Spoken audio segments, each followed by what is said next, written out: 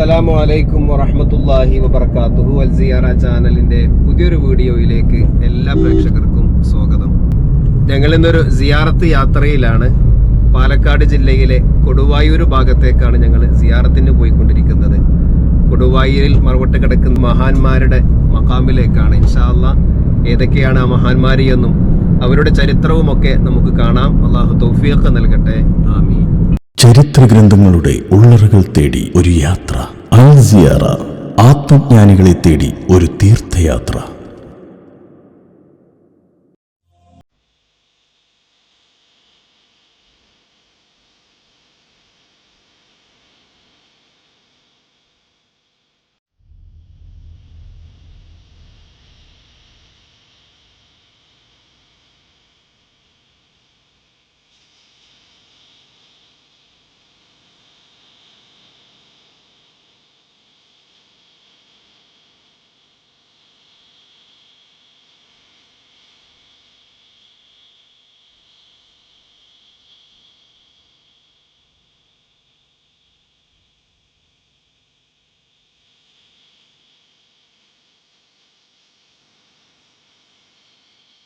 ഞങ്ങൾ ആദ്യം പോകാൻ ഉദ്ദേശിക്കുന്നത് പാലക്കാട് ജില്ലയിലെ കൊടുവായൂരടുത്ത് വിളയൻ ചാത്തന്നൂർ എന്ന പ്രദേശത്ത് അന്ത്യവിശ്രമം കൊള്ളുന്ന മഹാനായ മുഹയ്യിദ്ദീൻ ശൈഖ് റളിയല്ലാഹു അൻഹുവിന്റെ നാലാമത്തെ പേരക്കുട്ടിയായ ശൈഖ് അബ്ദുൽ ജബ്ബാർ ഖാദിരി റളിയല്ലാഹു അൻഹുവിന്റെ മകൻ ശൈഖ് നൂർ മുഹമ്മദ് ഖാദിരി റളിയല്ലാഹു അൻഹുവിന്റെ മഖ്ബറയിലേക്കാണ്.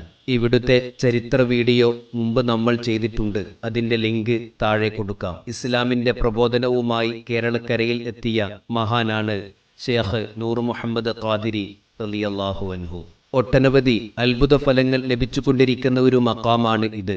ഞങ്ങൾ ഇവിടെ വന്നപ്പോൾ ഇവിടുത്തെ പള്ളിയിലെ ഖതീബ് ഉസ്താദുമായിട്ട് ഞങ്ങൾ സംസാരിച്ചിരുന്നു.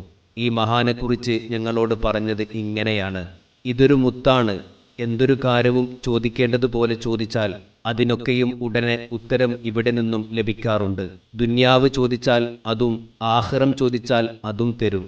എന്നിട്ട് ഉസ്താദിനുണ്ടായ 1-2 അനുഭവങ്ങളും ഞങ്ങളോട് പറഞ്ഞു. പ്രധാനമായും ഞങ്ങൾ ഇന്ന് സിയാറത്ത് ചെയ്യാൻ ഉദ്ദേശിച്ചിട്ടുള്ളത് ഈ മഹാന്റെ സന്താന പരമ്പരയിൽ ജനിച്ച് കൊടുവായൂരിന്റെ പല ഭാഗത്തായി മറപെട്ട് കിടക്കുന്ന 3 മഹാന്മാരെ സിയാറത്ത് ചെയ്യാനാണ്. ആദ്യമായി കൊടുവായൂർ മേലെപ്പള്ളിയിൽ അന്ത്യവിശ്രമം കൊള്ളുന്ന സയ്യിദ് നൂർ മുഹമ്മദ് ലബ്ബെ ഖാദിരി വലിയുല്ലാഹി ഖദ്ദസല്ലാഹു സിർറഹുൽ അസീസ്. രണ്ടാമത്തത് കൊടുവായൂർ കൊയ്മാർ പാടത്ത് അന്ത്യവിശ്രമം കൊള്ളുന്ന സയ്യിദ് തമ്പി ലബ്ബെ സാഹിബുൽ ഖാദിരി റളിയല്ലാഹു അൻഹു. മറ്റൊന്ന് കൊടുവായൂർ വലിയ ജുമഅത്തു പള്ളിയുടെ മുമ്പിൽ അന്ത്യവിശ്രമം കൊള്ളുന്ന ഖത്തീബ് സാഹിബ് എന്ന പേരിൽ അറിയപ്പെടുന്ന സയ്യിദ് മുഹമ്മദ് ഇബ്രാഹിം ഖാദിരി റളിയല്ലാഹു അൻഹു. ഈ 3 മഖാമുകളും അവിടുത്തെ ചരിത്രവുമൊക്കെ നമുക്ക് ഈ വീഡിയോയുടെ തുടർച്ചയിൽ കാണാം. അതിനു മുമ്പേ ഈ പരമ്പരയിൽ ഇപ്പോൾ ജീവിച്ചുകൊണ്ടിരിക്കുന്ന സയ്യിദന്മാർ നമ്മുടെ ഈ ചാനലിനു വേണ്ടി നമ്മളോട് അവരുടെ ഉപ്പാപ്പമാരെക്കുറിച്ചും അവരുടെ ചരിത്ര സംഭവങ്ങളെക്കുറിച്ചുമൊക്കെ നമ്മളോട് സംസാരിക്കുന്നു. ആദരപൂർവ്വം ക്ഷണിക്കുന്നു. സയ്യിദ് നൂർ മുഹമ്മദ് ലബ്ബെ സാഹിബുൽ ഖാദിരി ബഗ്ദാദി എന്നവര് ഇറാഖിൽ നിന്ന് മഹമ്മൂദ് ബന്ദർ എന്ന സ്ഥലത്തിൽ നിന്നാണ് വന്നത്. മദ്രാസ് തിരുവള്ളിക്കേടിയിൽ വന്ന് കപ്പലിറങ്ങുകയും മതപ്രബോധനത്തിന് വേണ്ടി അവിടുന്ന് ഇങ്ങനെ നടന്നുകൊണ്ടിരിക്കുന്ന സമയത്ത് അവിടുത്തെ ലബ്ബമാര് അദ്ദേഹത്തെ സമീപിച്ച് അദ്ദേഹത്തിന്റെ ഈ കറാമത്തുകളും മറ്റും മനസ്സിലാക്കി അദ്ദേഹത്തിന് അവരുടെ ഫാമിലി, ലബ്ബൈ ഫാമിലിയുടെ ഒരു ഇതാണ് അവർക്ക് കൊടുത്തത്. നൂർ എന്നും ലബ്ബൈ എന്നും, ആ 2 ഈ മുഹമ്മദ് എന്നാണ് അദ്ദേഹത്തിന്റെ പേര്. ശരിയായിട്ടുള്ള പേര് മുഹമ്മദ് എന്നാണ്. അപ്പൊ നൂറും ലബ്ബയും എന്നുള്ള സ്ഥാനപ്പേര് നൽകി അവരവിടെ ആദരിച്ചു. അവിടെ നിന്നും അവർക്കുള്ള പ്രബോധനവും നൽകി. ലബ്ബൈ കുടുംബം എന്ന് അവർക്ക് പ്രബോധനവും നൽകി. അങ്ങനെ തമിഴ്നാട് വഴി, കോയമ്പത്തൂർ വഴി, പാലക്കാട് ജില്ല മലബാർ ഡിസ്ട്രിക്റ്റില് അന്ന് സാമൂതിരി ഏറാൾപ്പാട് രാജാവിന്റെ കോവിലകത്ത് സ്ഥിതി ചെയ്യുന്ന വിളയൻ ചാത്തന്നൂര് അവരുടെ നെല്ലറയായ അവിടെ 2 കളപ്പുരയുണ്ട്. ആ കളപ്പുരയിൽ വന്ന് അദ്ദേഹം നമസ്കരിച്ചു.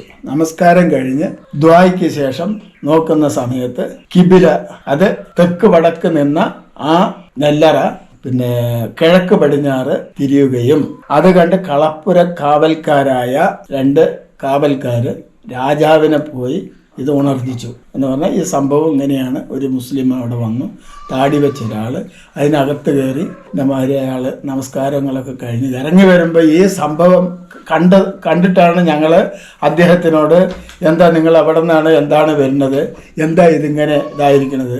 അത് ഞാൻ എൻ്റെ പടച്ച തമ്പുരാനായ അല്ലാഹുവിനോട് ഞാൻ നമസ്കാരം കഴിഞ്ഞ് ഞാൻ ദുആ ചെയ്തു.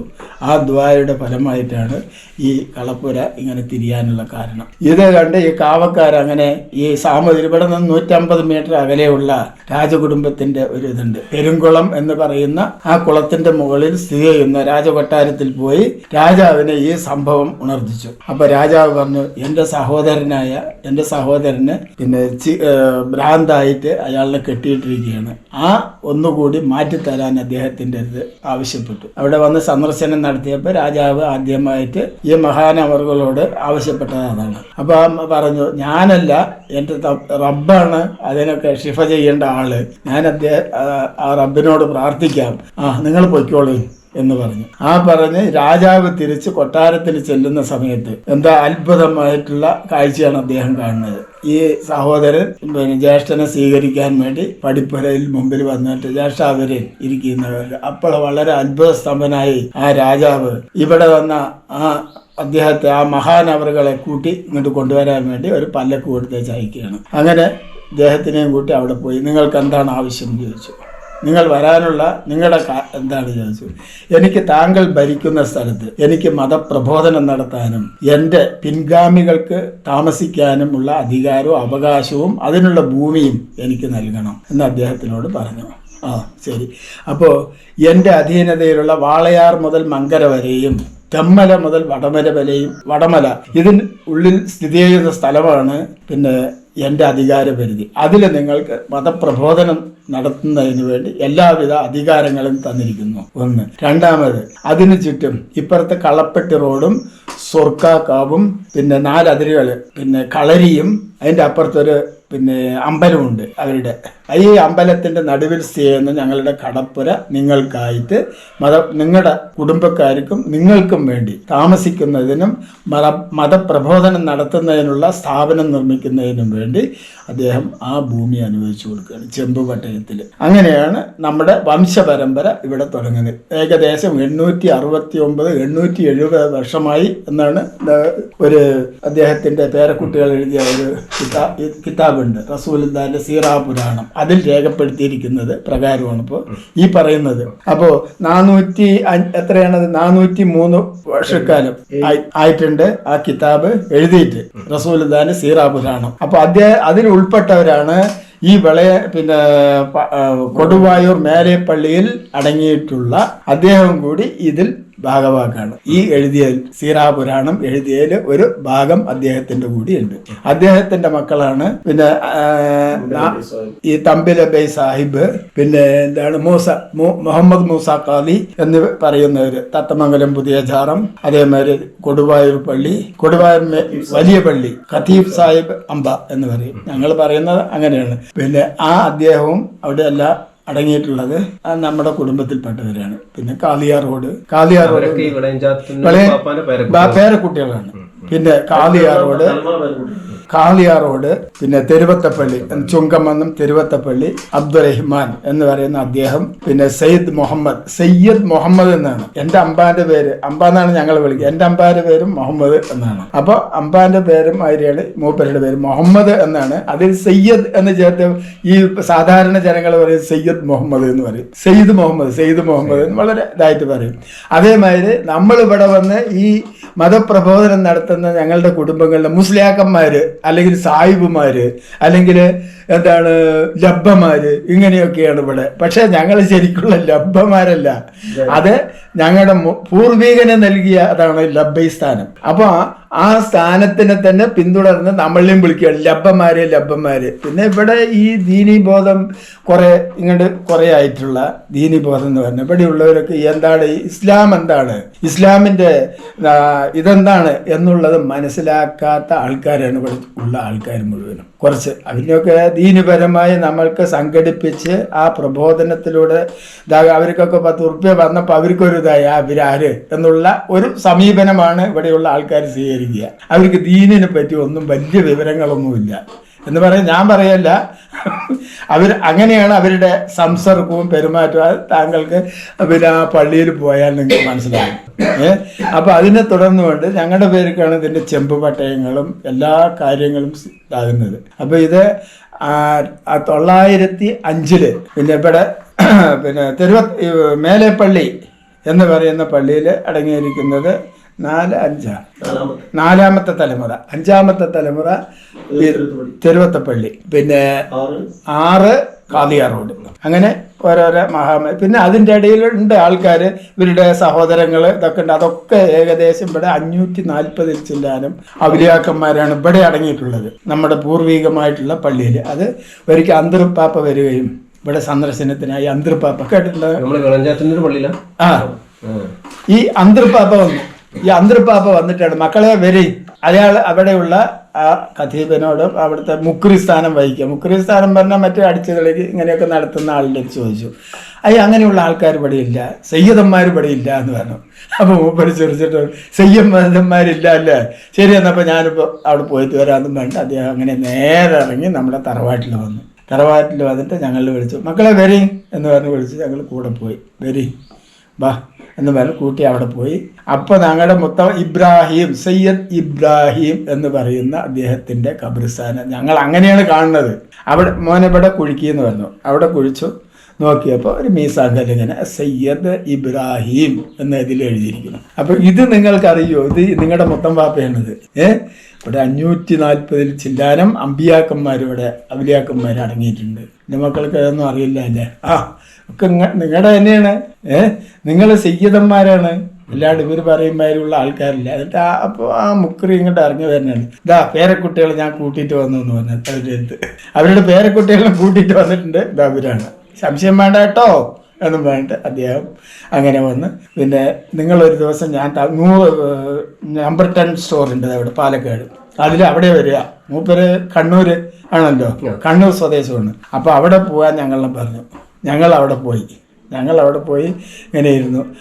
വിളയഞ്ചാതിൽ ഒരു തങ്ങന്മാർ വന്നിട്ട് 4 ആൾക്കാരുണ്ട്. അവർ പേരും കൂടി പറഞ്ഞു, 100 അവരെ പിടിച്ച് ഉള്ളിലെടുത്ത് അവർക്ക് ചായ കൊടുക്ക് എന്ന് പറഞ്ഞു. ഞങ്ങൾ നിറയെ ആൾക്കാരുണ്ട് അവിടെ, കണ്ടമാനം ആൾക്കാർ കൂടിയിട്ടുണ്ട്.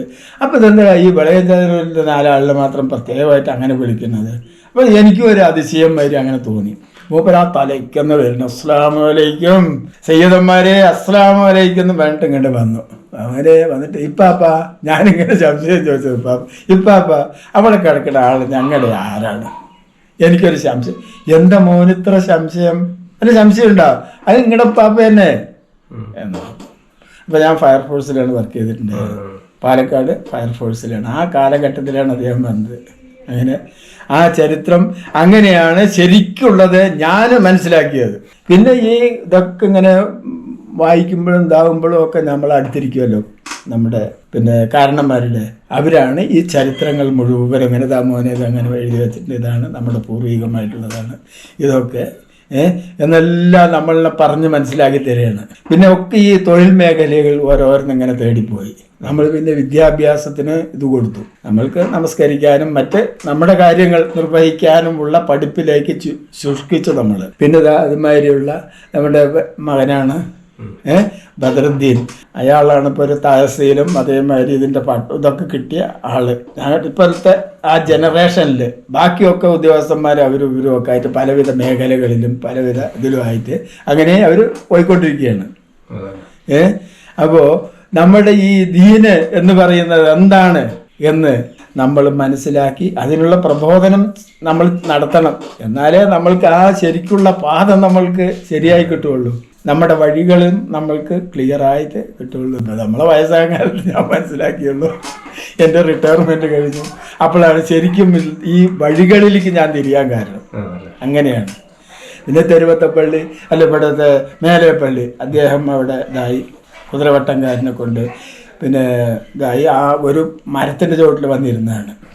അപ്പോൾ അവരെന്തോ ഒരു അദ്ദേഹത്തിന് എന്തോ വളരെ ഇതായിട്ട് സംസാരിച്ചു. സംസാരിച്ച് മൂപ്പര് വന്ന് അവിടെ വന്ന് നമസ്കാരവും കഴിഞ്ഞായിട്ട് അവിടെ ഇരുന്നു. അങ്ങനെയും മഴ, ഭയങ്കരമായിട്ടുള്ള മഴ. മൂപ്പര് ഇരിക്കുന്ന അവിടെ മാത്രം, ആ മരത്തിൻ്റെ ചുവട്ടിൽ മാത്രം മഴയില്ല. അസ്സലാമു അലൈക്കും വറഹ്മത്തുള്ളാഹി തആല വബറകാതുഹു.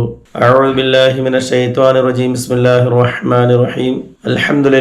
അൽഹംദുലില്ലാഹി റബ്ബിൽ ആലമീൻ. അസ്സലാത്തു വസ്സലാമു അലാ അഷ്റഫിൽ മുർസലീൻ വഅലാ ആലിഹി വഅസ്ഹാബിഹി വഅഹ്ലി ബൈതിഹി വഇത്രതിഹി വഇയാലിഹി അൽഫായിസീന ബിറില്ലാഹി അമ്മാ ബഅദ്. പ്രിയമുള്ള മുഅ്മിനുകളെ, ഇന്ന് നമ്മുടെ എൻ്റെ ഏറ്റവും ഇഷ്ടപ്പെട്ട ഒരു സഹോദരൻ യൂട്യൂബ് ചാനലുമായിട്ട് വന്നിട്ട് നമ്മുടെ വിളയഞ്ഞാത്തനൊരു ഉപ്പാപ്പാനെ കുറിച്ചൊക്കെ ചോദിച്ചു. അപ്പോൾ ചെറിയൊരു ഹ്രസ്വ വിതരണം, ഒരു അവതരണം ഞങ്ങൾ പറഞ്ഞുതരാം. ഹിജ്രി 625 കാലഘട്ടങ്ങളിൽ ഇറാഖിൽ നിന്ന്, ബഗ്ദാദിൽ നിന്ന് അൽ ഹബേൽ എന്ന് പറയുന്ന സ്ഥലത്ത് നിന്നും അന്നത്തെ കാലഘട്ടത്തിൽ അവിടെ പായക്കപ്പൽ വഴി തിരുവല്ലിക്കേരി എന്ന സ്ഥലത്ത് കപ്പലിറങ്ങുകയും അവിടെ നിന്ന് കാൽനട വഴി നമ്മുടെ പാലക്കാട് ദേശം, അന്ന് മലബാർ എന്നൊക്കെയാണ് ചരിത്രം പറയുന്നത്. അന്നത്തെ ഈ ദേശം തിരുവാതിര എന്നാണ് അറിയപ്പെടുക. അവിടെ ഒരു സാമുദ്രിക ഗോലത്തിന്റെ കൊട്ടിൽ നിന്ന് നമസ്കരിക്കുകയും കൊട്ടില് തെക്കിട്ട് വടക്കിട്ടുണ്ടായിരുന്ന കൊട്ടില് കിഴക്ക് പടിഞ്ഞാറാകുകയും അതിന് ഇവരുടെ കറാമത്തും ഉണ്ട്. അങ്ങനെ രാജാവിന്റെ സഹോദരന്റെ ചിത്തഭ്രമം എന്ന് പറയുന്ന രോഗം ഷിഫിയാകുകയും എന്നൊക്കെ അങ്ങനെ ചരിത്രം അങ്ങനെ പറയുന്നത്.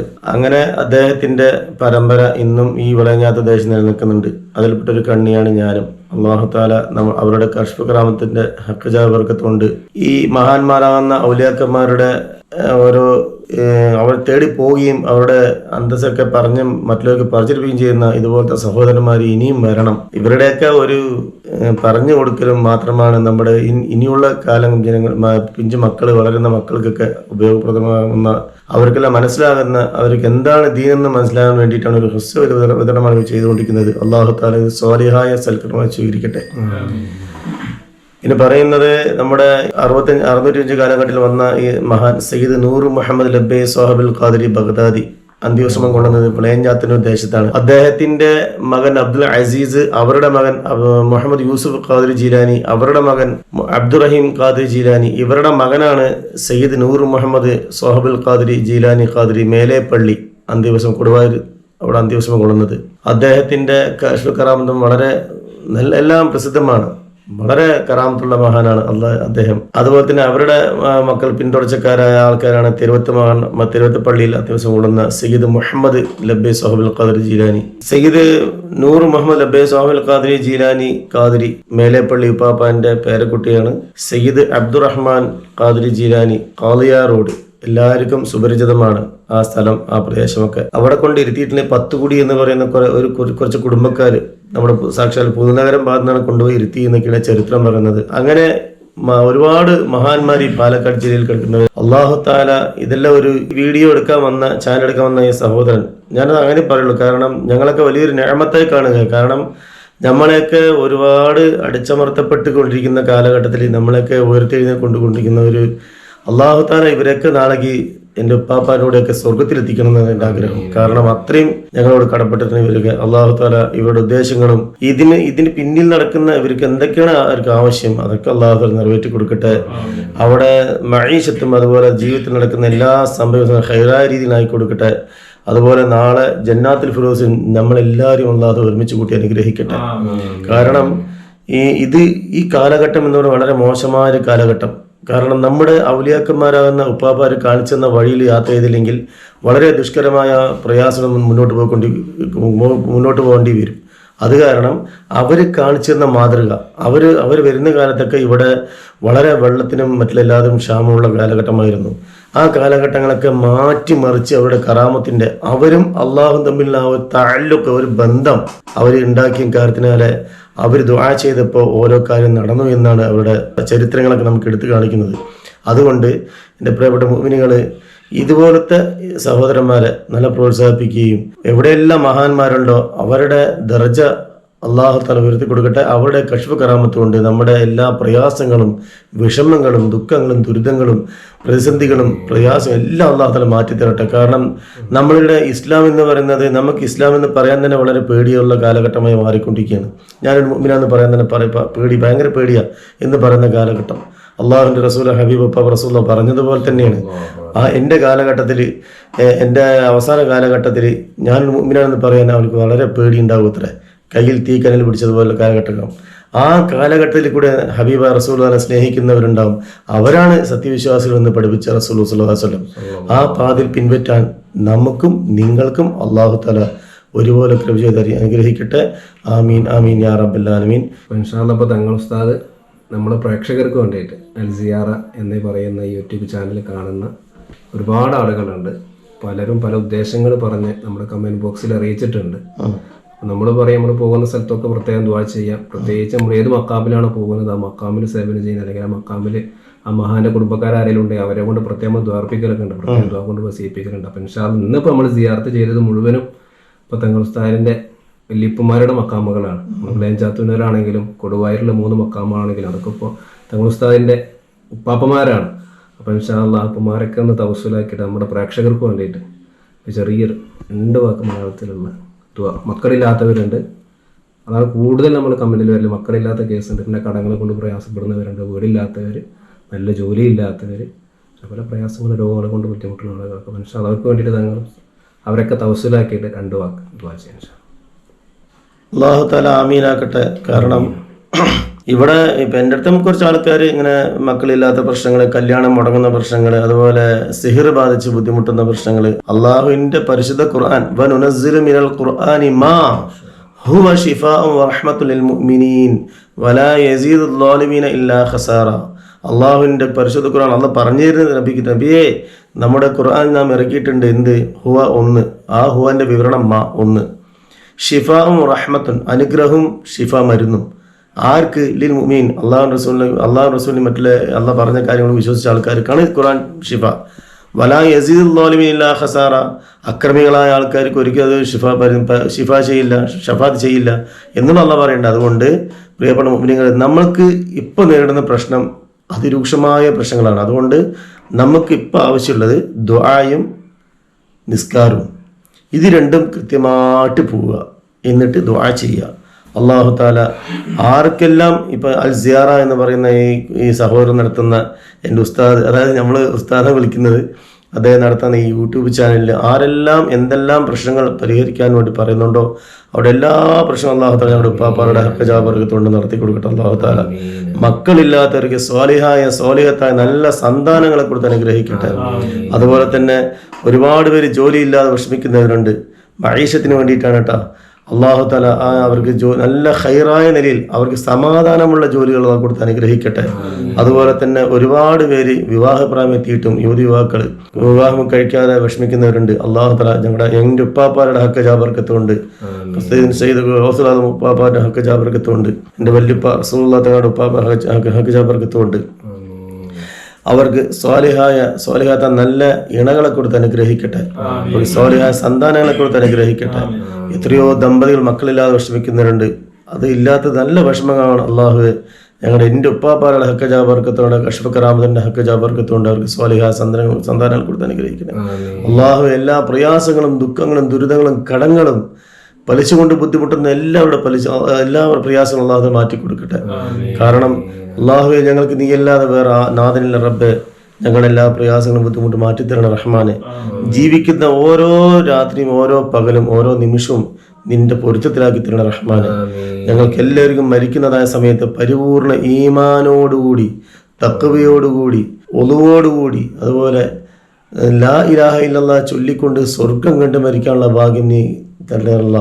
അള്ളാഹു മരിക്കുന്നതായ സമയത്ത് പരിപൂർണ രീതിയിൽ ഖുർആൻ കേട്ടുകൊണ്ട് ഓരോ ഹർഫും ഞങ്ങളുടെ കാതിൽ ഇങ്ങനെ അടിച്ചുകൊണ്ട് മരിക്കാനുള്ള ഭാഗ്യം നൽകണം അല്ലാഹ്. അള്ളാഹുവെ മരിക്കുന്നതായ സമയത്ത് എല്ലാ കടങ്ങളും വീട്ടിൽ നില മരിപ്പിക്കണം അല്ലാഹ്. എല്ലാ ഹക്ക് ഇടപാടുകളും നിറവേറ്റി നിലയിൽ മരിപ്പിക്കണം റഹ്മാനെ. മരണപ്പെട്ടു പോയി കഴിഞ്ഞാൽ സ്വർഗം വാജിബാക്കി നരകം ഹറാമാക്കണേ അല്ലാഹ്. ഞങ്ങൾ മരണപ്പെട്ടുപോയി മാതാപിതാക്കൾ, ഗുരുക്കന്മാർ, ഉസ്താദന്മാര്, ആരെല്ലാം ഞങ്ങളുടെ കൂട്ടുകുടുംബമായി മരണപ്പെട്ടുകൊണ്ടിരുന്ന എല്ലാവരും നീ സ്വർഗം വാജിബാക്കി നരകം ഹറാമാക്കണേ അല്ലാഹ്. ഈ ഒരു സിയാറത്തിന്റെ ഈ ഒരു സംരംഭം, ഈ ഒരു സംഗമം അല്ലാഹ് നീ സ്വീകരിക്കണേ റഹ്മാനെ. എന്തെല്ലാം തടസ്സങ്ങളും എന്തെല്ലാം ബുദ്ധിമുട്ടുകളും പ്രയാസങ്ങളും ഉണ്ടോ എല്ലാം നീ മാറ്റിക്കൊടുക്കണേ റഹ്മാനെ. അള്ളാഹുവെ സന്തോഷകരമായ ഓരോ ഏരിയയിലേക്ക് പോകാനും അവിടെ പരിചയപ്പെടാനും അവിടുത്തെ കറാമത്ത് മനസ്സിലാക്കാനും അള്ളാഹു നീ തൗഫീഖ് നൽകി അനുഗ്രഹിക്കണം അല്ലാഹ്. നടക്കുന്ന ഓരോ നടത്തത്തിന് നന്മ കൊടുക്കണം റഹ്മാനെ. അള്ളാഹു എല്ലാവിധ ഷർറുകളും മാറ്റി കൊടുക്കണം അല്ലാഹ്. സാഹചര്യങ്ങളെ സിഹിറുകളെ തൊട്ട് മാറ്റണം, രക്ഷപ്പെടുത്തണം അള്ളാഹു കണ്ണാർമാടെ കണ്ണാർ തൊട്ട് മാറ്റി കൊടുക്കണം റഹ്മാനെ.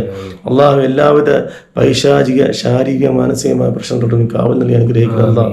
ആമീൻ ആമീൻ യാ റബ്ബൽ ആലമീൻ. വആഖിറു ദഅവാനാ അൽഹംദുലില്ലാഹി റബ്ബിൽ ആലമീൻ. അസ്സലാമു അലൈക്കും വറഹ്മത്തുള്ളാഹി തആല വബറകാതുഹു.